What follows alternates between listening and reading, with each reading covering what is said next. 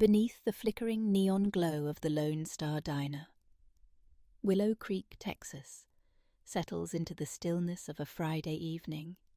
Gravel roads wind past wooden houses with porches adorned with American flags, where the twang of Willie Nelson's voice on the radio mingles with the smoky scent of backyard barbecues. Crickets chirp in the oak groves, and moonlight bathes the sprawling fields of dry grass beyond the town. In the cozy kitchen of the Bennett household, Sarah Bennett, 38, finishes cleaning up after dinner.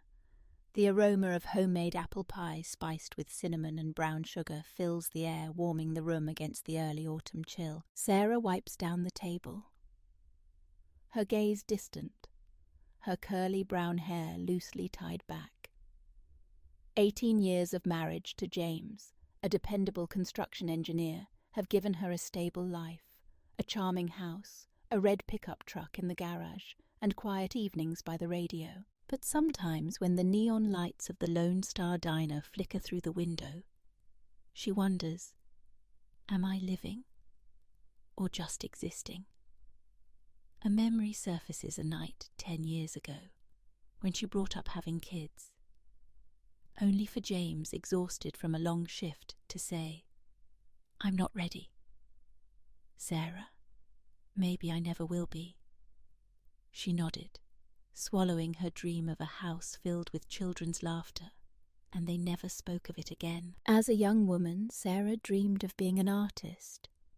At 22, she stood in a small Austin gallery, heart pounding before her first painting, a field of Texas wildflowers under a boundless blue sky. But the crowd was indifferent, and a critic's words stung. "You've got potential, but no fire." Devastated, she put away her brushes, locked her dreams in a box, and became James's perfect wife. Now, looking at her hands, she sees only calluses from cleaning, no trace of paint. James emerges from the bathroom, hair damp, holding a cold Lone Star beer, the label glinting under the kitchen light. "Sarah, you remember Jack Harper?" he asks, his deep voice tinged with hesitation, as if weighing his words. Jack, James's college buddy, is now a single dad, living a few blocks away on the oak-lined road to Willow Creek Park. His wife Emily died of cancer 3 years ago, leaving him to raise their 8-year-old daughter Emma alone. Sarah met Jack a few times at James's BBQ parties, struck by his sad smile and soulful eyes. "Jack? What about him?" Sarah asks, setting down the dish rag. Her curiosity piqued. James takes a sip of beer, the can hissing softly. "He's got to go to Dallas for a work trip starting tomorrow. Can't find anyone to watch Emma." He asked if we could help. Sarah freezes her breath, catching a child.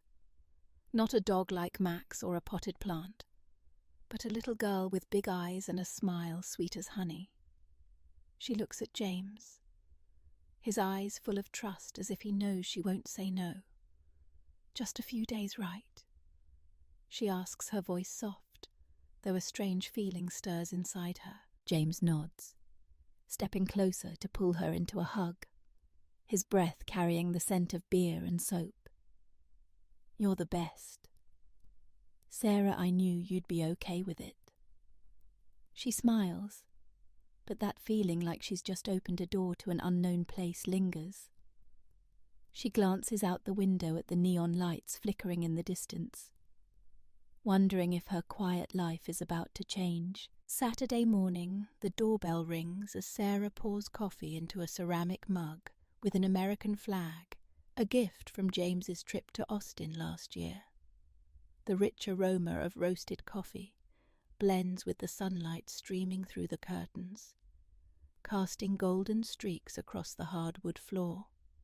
Still in her light blue bathrobe, Sarah hurries to the door, her curly hair a messy bun. Jack stands there tall in a navy button-up, a small backpack slung over his shoulder, his face weary, but his eyes brightening when he sees her. Beside him, is Emma clinging to his leg, her small hands clutching a worn pink teddy bear, her big eyes watching Sarah warily. "Thanks so much, y'all, Jack," says his voice low, his tired eyes warm with gratitude.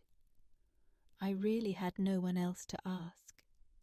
Emma's grandma lives all the way in Houston, and my friends. They're all tied up." He pauses, ruffling Emma's hair as if reassuring them both. "No trouble at all," Sarah replies, forcing a smile to hide her nervousness. "We're happy to help." Emma looks up, her gaze curious but cautious, sizing Sarah up. Sarah kneels down, smiling. "Hey, Emma, I'm Sarah. Do you like cookies? I baked some yesterday." Emma nods shyly, her lips curling into a small smile. James steps out from the living room dressed in a grey tee and jeans, shaking Jack's hand with a firm, friendly grip. "Don't worry, man. Emma's in good hands."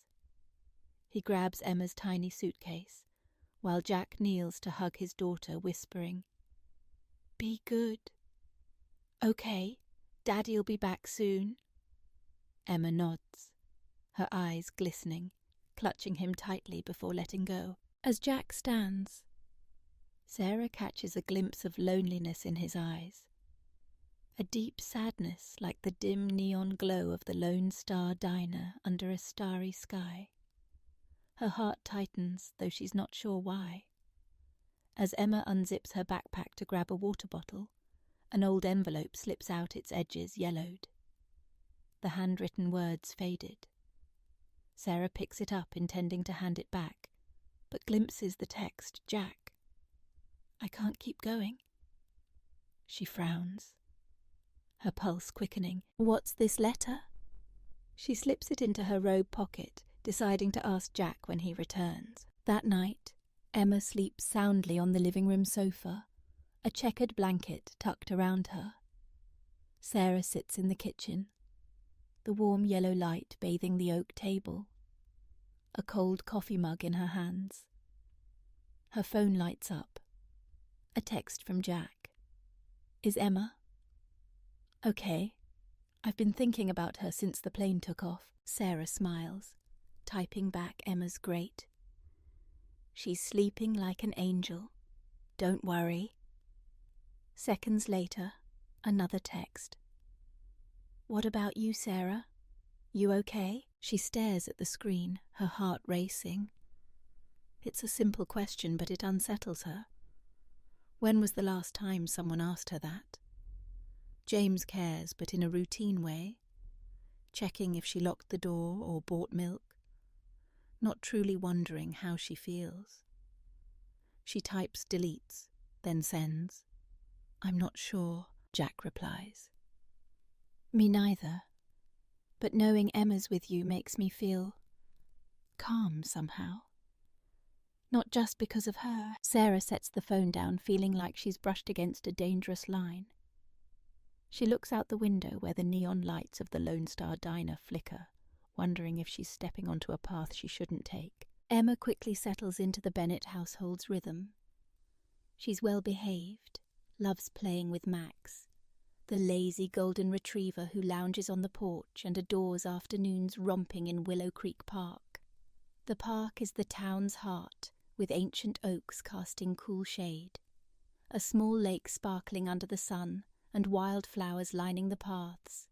Sarah takes Emma to pick flowers, teaching her to weave them into crowns, their laughter mingling with the breeze. These moments spark a strange warmth in Sarah, as if she's rediscovering a part of herself, the patient, gentle, vibrant woman she lost long ago. One evening, as they curl up on the sofa, watching The Princess and the Frog, the TV's glow dancing on Emma's face, the girl asks Miss Sarah, "How come you and Mr. James don't have kids?" Sarah hesitates, her lemonade glass trembling slightly.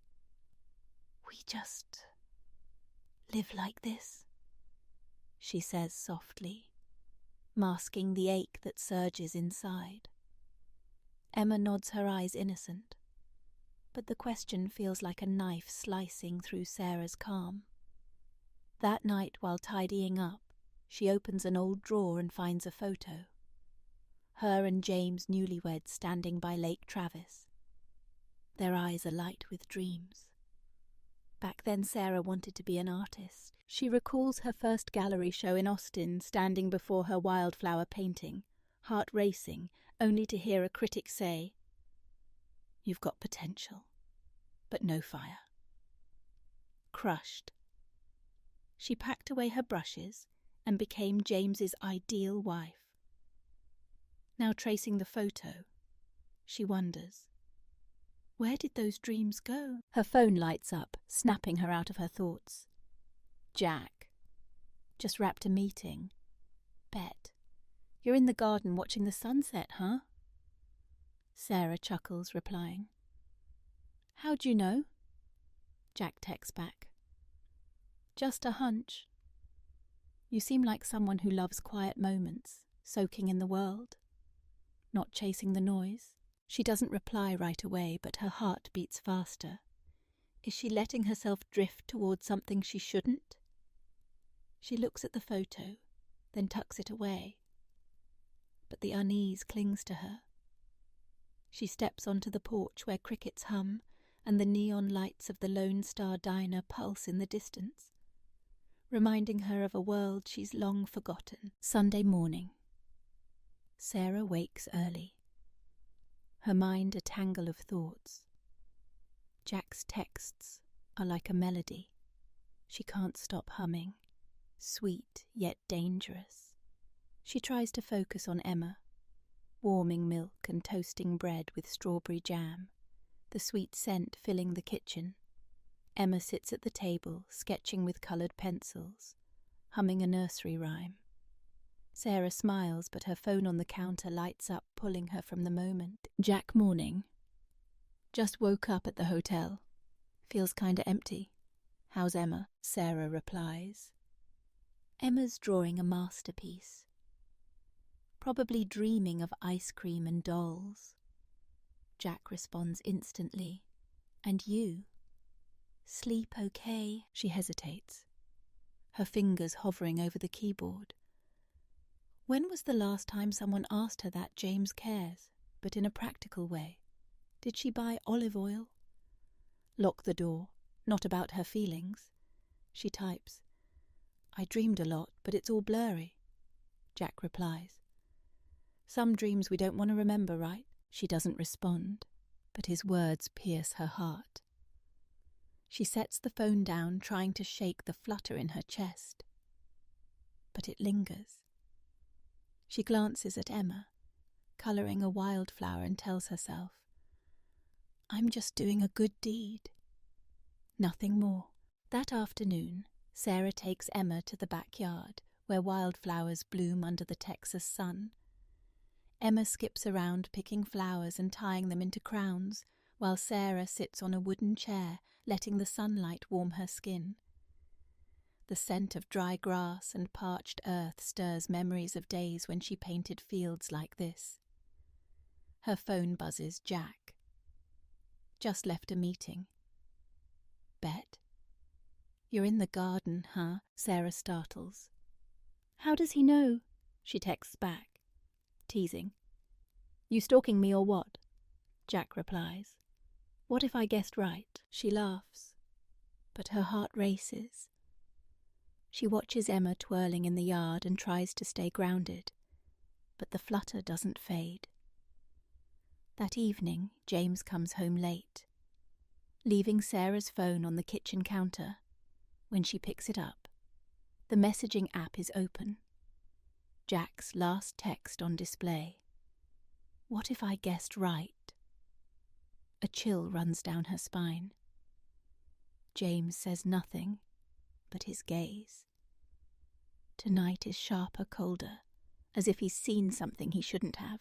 Monday morning, Sarah takes Emma to Willow Market, the local grocery store, where the smell of fresh-baked bread and roasted coffee fills the air. Emma pushes the cart, chattering about school while Sarah picks out apples and flour for baking. Mrs. Helen, a nosy neighbour with a knack for gossip, pulls her aside, her eyes gleaming with curiosity. "You're watching Emma for Jack Harper, huh? Watch yourself." Sarah, word is back in Austin. He got tangled in some shady business at his company. Some say he fudged the books, though nobody proved it. Don't let his charm fool you. Sarah frowns, recalling the letter Emma dropped. That night with Emma asleep, she takes it out, her hands trembling. Written by Emily Jack's late wife. It reads, "Jack, I can't live with your secrets anymore. I hope one day you'll be honest for Emma's sake." Sarah seals the envelope, her heart pounding. Who is Jack really? A devoted dad, or a man hiding a dark past? She thinks of his eyes soulful and sad, and wonders if she's being pulled into something beyond her control. She texts Jack, "I found a letter in Emma's stuff." "Is there something you haven't told me?" Jack replies after a few minutes. "That's old news, Sarah. I made a mistake. A bad investment that cost the company money. I'm not proud of it, but I paid the price and moved on. I'll tell you more if you want." Sarah stares at the screen, not replying. Doubt mixes with attraction, leaving her more confused. She wants to trust Jack, but the letter and Helen's words haunt her. She pockets the phone, but the unease doesn't leave. That night she dreams of standing in a wildflower field, paintbrush in hand. But every stroke turns into words from Emily's letter. She wakes exhausted, stepping onto the porch where crickets hum, and the Lone Star Diner's neon lights flicker, reminding her she can't escape the questions growing in her heart. Saturday morning, Jack texts, "There's a BBQ at Willow Creek Park tonight for the summer festival. You and Emma should come. I want to say thanks, Sarah." Hesitates, thinking of the letter and rumours about Jack. But Emma overhears and squeals, her eyes sparkling like lanterns. Sarah smiles, agreeing, telling herself it's just a friendly outing, nothing more. That afternoon, Sarah runs into Lisa, an old college friend, at Willow Market. Lisa, now a freelance journalist, hugs her tightly. "Sarah, you've changed so much. Still painting?" Sarah shakes her head, forcing a smile. "Nah, too busy being a wife." Lisa frowns. "You were so creative." "Don't let this life swallow you, Sarah." The encounter unsettles Sarah, as if Lisa touched a buried wound. That evening, Willow Creek Park glows with lanterns strung across oaks. The air thick with the smell of grilled ribs, fried potatoes and cornbread. Families gather. Kids dart around, and a country band strums Sweet Home Alabama on guitars. Jack arrives in a red plaid shirt, his smile bright as the neon lights. He plays ring toss with Emma, then turns to Sarah, handing her a cold lemonade. "Thanks for watching, Emma," he says, his eyes deep, "and for making me laugh first time in years." Sarah smiles, her heart racing. They stand closer than necessary, shoulders brushing as they watch Emma play. In one moment, as Jack bends to pick up a fallen lantern, his hand grazes Sarah's. She flinches but doesn't pull away, a spark running through her. She turns away quickly, but Mrs. Helen nearby notices and whispers to a neighbour, her eyes sharp with judgment. Suddenly, chaos erupts. Emma chases a dog and vanishes into the crowd near the lake. Sarah panics, shouting her name, her heart pounding. Jack sprints off his face, tense. They split up, searching the park, asking everyone from moms, grilling burgers, to kids, tossing balls. After 20 agonizing minutes, Sarah finds Emma under an oak clutching her teddy bear, eyes teary. "I'm sorry, Miss Sarah. I just wanted the dog," she whispers. Sarah hugs Emma, tears welling. Jack rushes over out of breath, enveloping them both. "Thank you, Sarah. I don't know what I'd do without you." In that moment, under the lanterns, Sarah feels a dangerous connection, not just with Emma, but with Jack. He rests a hand on her shoulder, his eyes intense, and for a second she thinks he'll say something irreversible. A voice cuts through Sarah. She turns. James stands there, hands in pockets, his gaze icy as it shifts to Jack. "Thought you were home with Emma?" he says. His tone clipped. Jack offers a strained smile, extending a hand. "James, been a while." James shakes it, but Sarah senses the tension. Tom, an old friend of James's, sidles up, clapping his shoulder. "Yo, James, your wife's getting cozy with Jack Harper, huh? Watch out. He was a ladies' man back in college." Tom laughs, but the words cut like a blade. James doesn't respond, but his eyes fixed on Sarah, brim with suspicion. Emma bounds over, breaking the moment. "Mr. James, Miss Sarah said we'd have cookies." James nods, but his gaze doesn't leave Sarah. On the drive home, he's silent, the quiet heavy like a storm brewing. At home, he asks abruptly, "You and Jack got something going, Sarah?" His voice is calm but taut. Sarah shakes her head, her heart pounding. "No, we're just friends." James nods, but his eyes say he's not convinced.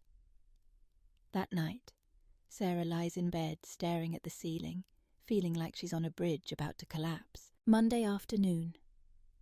Sarah's braiding Emma's hair.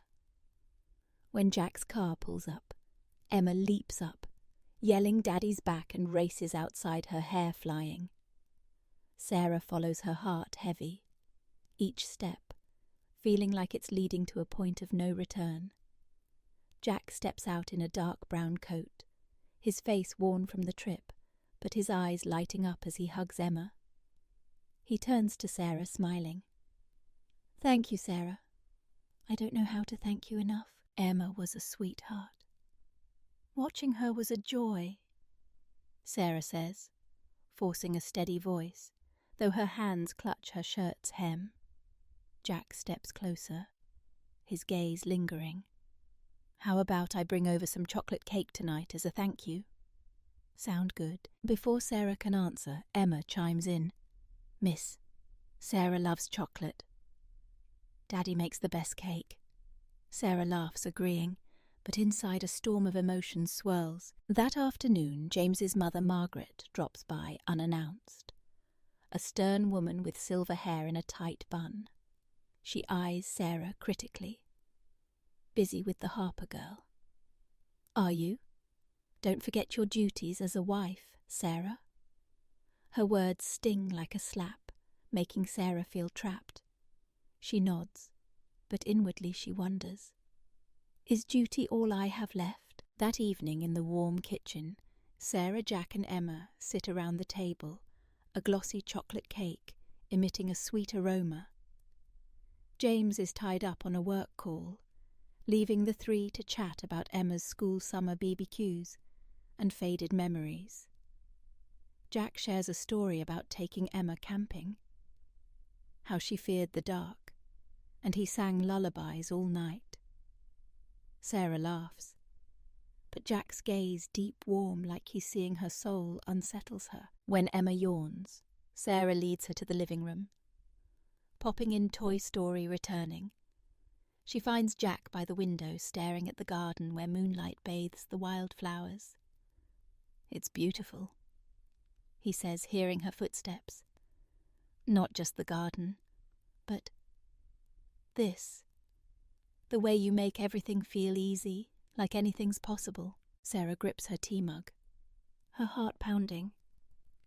"Jack, you know I know," he interrupts, his voice soft but firm. "But I'd regret not saying it. You've made me feel alive again, Sarah. A part of me I thought died with Emily. He pauses, his eyes distant. Emily used to say, I was too caught up in work, that I forgot how to live. She was right. But here with you I feel alive. Sarah's chest feels like it's splitting. She recalls Emily from photos. Jack showed her.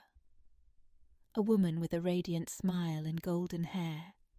Jack's words touch a raw place in her where she too feels she's stopped living.